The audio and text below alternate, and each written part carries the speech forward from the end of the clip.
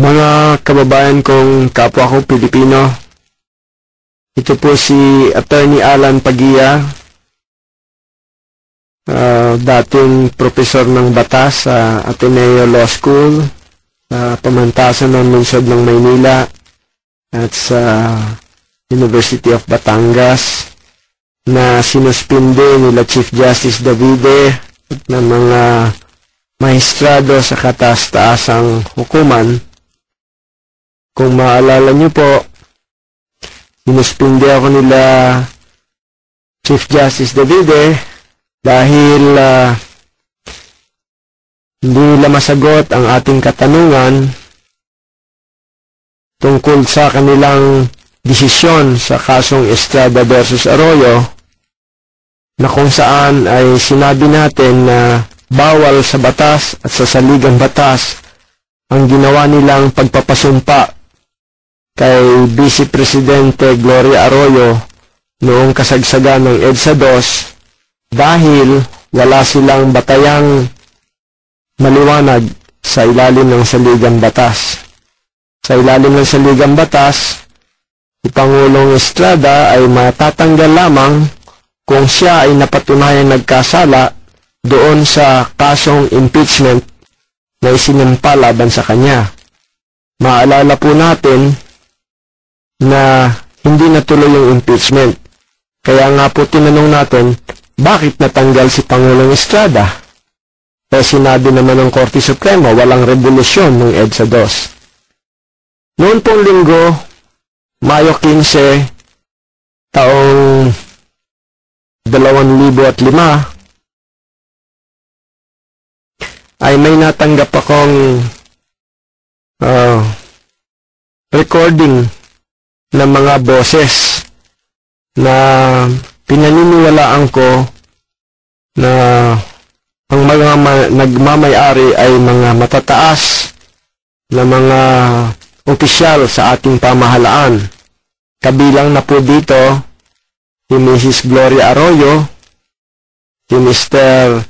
Mike Arroyo, si COMELEC Chairman, COMELEC Commissioner Virgilio Garceliano,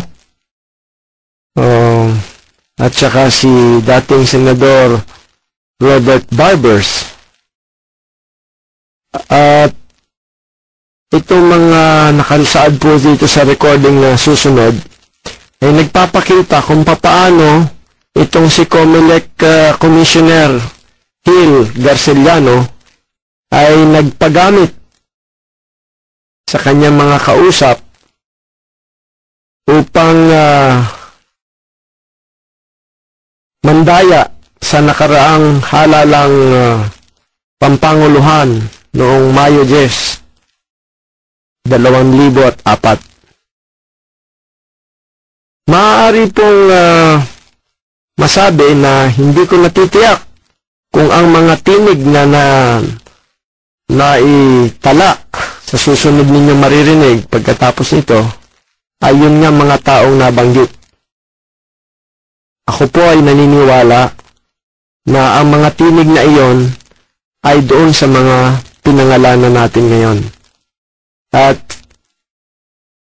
naniniwala po ako na dapat malaman ng sambayan ng Pilipino ang katotohanang sinasaad ng mga naitalang mga tinig. Pakinggan po natin at kayo po ang humatol kung ito nga ay mga tunay na mga pag-uusap na naganap sa pagitan ng mga nabanggit na mga pangalan. Alam ko po na maaaring may masamang mangyari sa akin pagkatapos nito, ngunit sa interes ng katotohanan, katarungan para sa ating bayan na lugmok na sa maduming politika, ito pong katotohanan ang pinakamabisang gamot. Makinig po tayo. Brad, tinawagan ko si Sammy dahil sa kanya involved yung kwan, yun pangutaran. Sabi ko anong kwan mo, ikaw ang tatawag kay kwan kay Commissioner Garciano. O tatawag daw siya. Pwede ba? Sabi nung kabila, nagpaplano-plano sila among themselves. Meron daw sila mga affidavit from teachers and